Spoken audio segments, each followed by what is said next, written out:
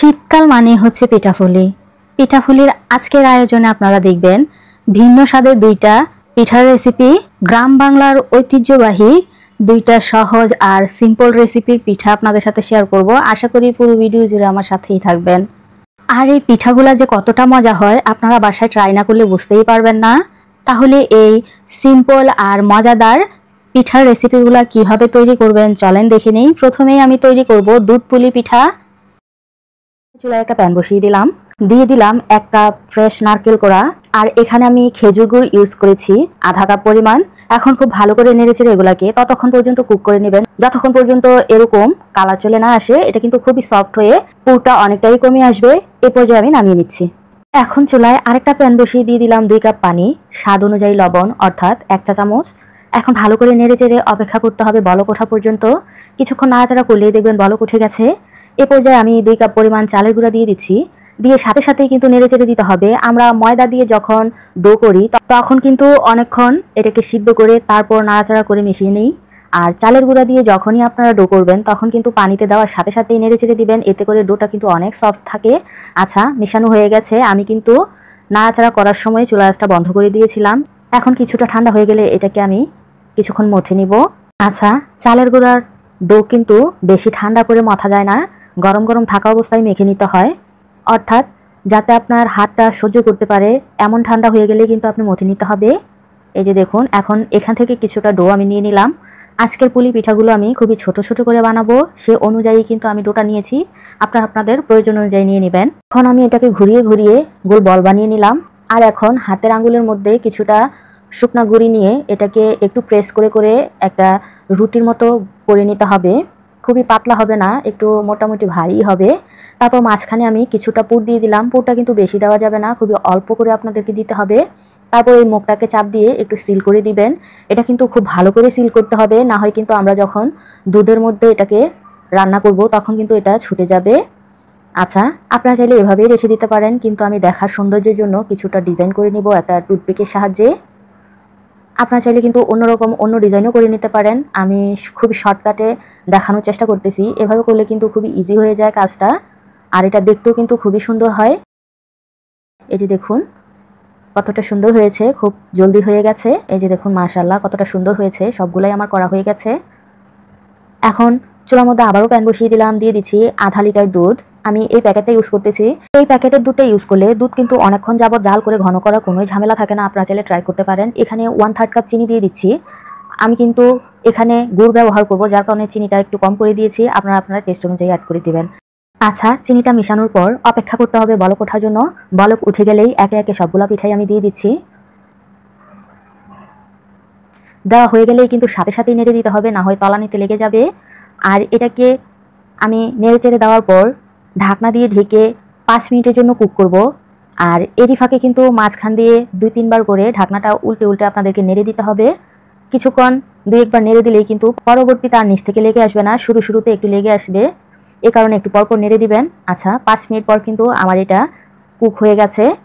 এখন আবারও একটু ভালো করে আলতো হাতে নেড়ে চেড়ে উল্টে পাল্টে দিচ্ছি।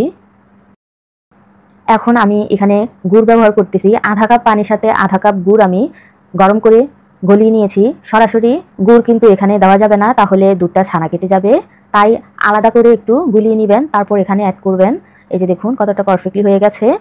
এখন এটাকে আমি ঢাকনা দিয়ে আরও 2 মিনিট কুক করে নিব। এরই ফাঁকে কিন্তু আমাদের পিঠাটা একেবারেই রেডি হয়ে যাবে। ঢাকনাটা লাগিয়ে দিলাম। এখন অপেক্ষা করব 2 মিনিট। 2 মিনিট পর ফিরে আসছি। এই যে দেখুন 2 মিনিট পরের অবস্থা, এটা কিন্তু পুরোপুরি কুক হয়ে গেছে। আমি একটু কাছ থেকে আপনাদেরকে দেখাচ্ছি। মাশাআল্লাহ কতটা ইয়াম্মি লাগতেছে, নিশ্চয়ই খেয়াল করেছেন। এখন আমি আপনাদেরকে পরিবেশন করে দেখাচ্ছি। এটা গরম গরম খেতে যে কতটা ভালো লাগে বিশ্বাস করতে পারবেন না। অবশ্যই বাসায় একবার ট্রাই করার অনুরোধ রইল। আর এটার টেস্টের কথা কি বলবো, এটা খাওয়ার সময় আপনি একেবারে অন্য জগতে হারিয়ে যাবেন। এটা এতটা মজার করি আপনার বাসায়ও সবাই খুবই পছন্দ করবে। এমন একটা মজার পিঠা রেসিপি জানা থাকলে এবারে শীত কিন্তু একেবারেই জমে উঠবে। আর যদি বাসায় মেহমান আসে তাহলে তো কোনো কথাই নেই, এটার সাথে কিন্তু মেহমান আপ্যায়নও করে ফেলতে পারবেন আপনারা। রেসিপি কেমন লেগেছে এটা জানাতে একদমই ভুলবেন না। ভালো লাগলে লাইক কমেন্ট শেয়ার করে দিবেন। কোন পিঠা তো এমনিতেই অনেক সুস্বাদু হয়ে থাকে, আর এটা যদি হয় দুধে ভিজানো এরকম মালাইয়ের মতো তাহলে তো এটার আর তুলনাই হয় না। আর এই পিঠাটা কতটা মজা আর কতটা লোভনীয় হয় আশা করি আপনাদের আর বলে বোঝানোর মতো কিছুই নেই, দেখেই বুঝে গেছেন। এতটা রসালো আর মুখে দিলেই মিলিয়ে যাওয়ার মতো একটা দুধ পাকন পিঠা আপনাদের সাথে শেয়ার করব আমার অভিজ্ঞতা থেকে। আশা করি পুরো ভিডিও জুড়ে আমার সাথেই থাকবেন। আজকের এই পিঠাটা আমি তৈরি করব ময়দা দিয়ে, যার কারণে একটা প্যানের মধ্যে নিয়ে নিলাম 1 কাপ পানি, আর 1 চা চামচ দিয়ে দিলাম লবণ, 2 টেবিল চামচ দিয়ে দিলাম রান্নার তেল। এখন এখানে আমি 1.5 কাপের মতো ময়দা দিয়ে দিচ্ছি। এটা আটা দিয়ে চাইলেও করতে পারেন, তবে ময়দা দিয়ে টেস্ট ভালো আসে। রুটি বানানোর জন্য আমরা যেভাবে ময়দাটা বানিয়ে থাকি ঠিক সেরকম করেই নিয়েছি আমি। এখন উঠিয়ে যখন ঠান্ডা হয়ে যাবে এটার সাথে আমি একটা ডিম অ্যাড করব। মাখাতে মাখাতে দেখবেন এ পর্যায়ে আপনাদের কাছে মনে হতে পারে একটা ডিম বেশি হয়ে গেছে, কিন্তু কিছুক্ষণ পর মাখাতে মাখাতে দেখবেন এটা অনেকটাই সেট হয়ে যাবে। আর এ পর্যায়ে 1 টেবিল চামচ ঘি অ্যাড করলে আরো তাড়াতাড়ি এটা সেট হয়ে যাবে। আচ্ছা, মেখে একটা সাইডে রেখে দিচ্ছি। এখন আমরা চলে যাব পরবর্তী প্রিপারেশনে। আজকে এই রেসিপিতে আমি ব্যবহার করব এরকম একটা প্যাকেট দুধ। এটা কিন্তু খুবই গাঢ় হয়ে থাকে, যারা ব্যবহার করেছেন তারা তো জানেনই, আর যারা না করে থাকেন তাদের উদ্দেশ্যে বলতেছি, এরকম প্যাকেটগুলো ব্যবহার করলে কিন্তু অতিরিক্ত জাল করে দুধ ঘন করতে হয় না, কারণ এগুলো অনেকটাই ঘন হয়। এরকম 2টা প্যাকেট আমি দিয়ে দিলাম, অর্থাৎ 1 লিটার। আর এখানে আমি আধা কাপের মতো চিনি দিয়ে দিলাম, আপনারা আপনাদের টেস্ট অনুযায়ী অ্যাড করে দিবেন। কিছুক্ষণ নেড়েচেড়ে দিয়ে দিলাম 4 থেকে 5টা এলাচ আর 2টা দারুচিনি।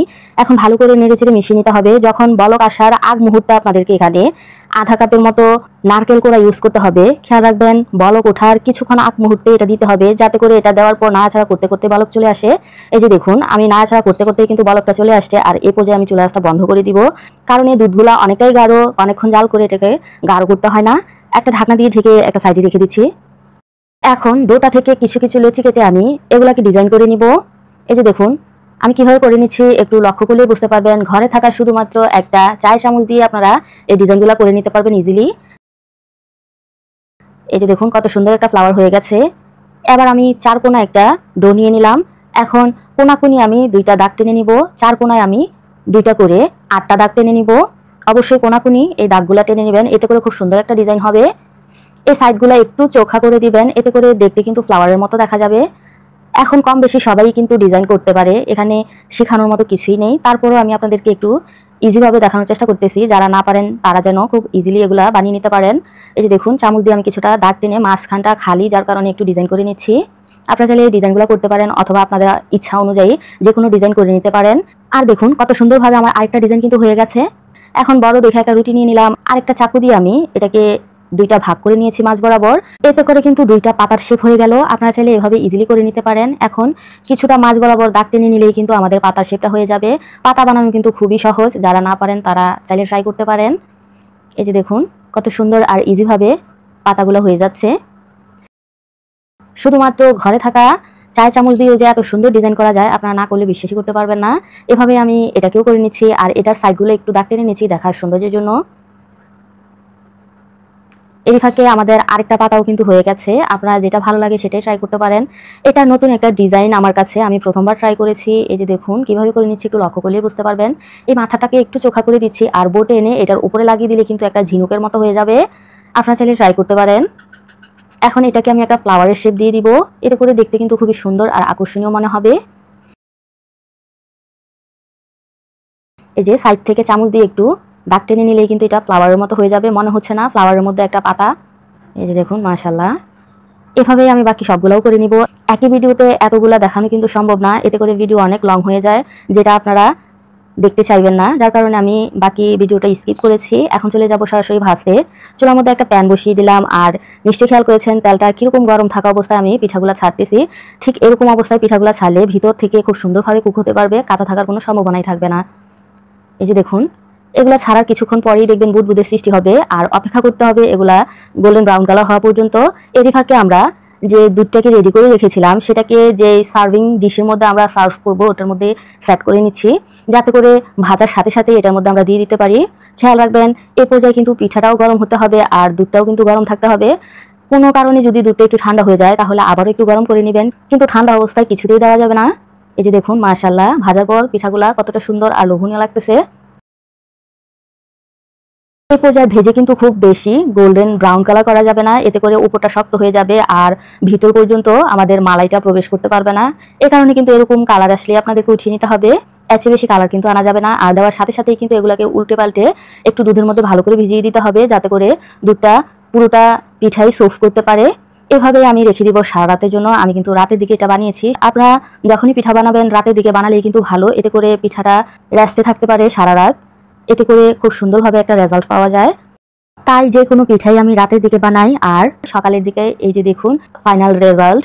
ভিডিওটা দেখতে দেখতে এই পর্যন্ত যারা চলে এসেছেন অথচ একটা লাইক দিতে ভুলে গেছেন, অবশ্যই একটা লাইক দিয়ে ভিডিওটা কন্টিনিউ করবেন। চ্যানেলে নতুন হয়ে থাকলে অবশ্যই চ্যানেলটা সাবস্ক্রাইব করে আমার পাশেই থাকবেন। এই যে দেখুন আমি একটা পিঠা আপনাদেরকে কেটে দেখাচ্ছি। মাশাআল্লাহ, সবাই মাশাআল্লাহ বলতে ভুলবেন না। এই যে দেখুন কতটা রস ঢুকে টইটুবুর হয়ে আছে, একেবারেই কিন্তু মালাই খেয়ে এটা সফট হয়ে গেছে। বিশ্বাস করবেন না, মুখে দিলেই কিন্তু মিলিয়ে যাচ্ছে। আর এটার টেস্ট কি বলবো, অবশ্যই জানতে হলে আপনাদেরকে বাসায় একবার হলেও ট্রাই করতে হবে। আমার রেসিপিগুলো আপনাদের কেমন লাগে এটা জানাতে একদমই ভুলবেন না। আজ এই পর্যন্তই, সবাই ভালো থাকবেন, আমার জন্য দোয়া করবেন। আবারও চলে আসবো নতুন কোনো দিন নতুন কোনো এক রেসিপি নিয়ে আপনাদের মাঝে। ততক্ষণ পর্যন্ত আমার চ্যানেলের সাথেই থাকবেন। এই পুরো শীত জুড়েই কিন্তু নতুন নতুন পিঠা রেসিপি পেয়ে যাবেন। আজ এই পর্যন্তই, আল্লাহ হাফিজ।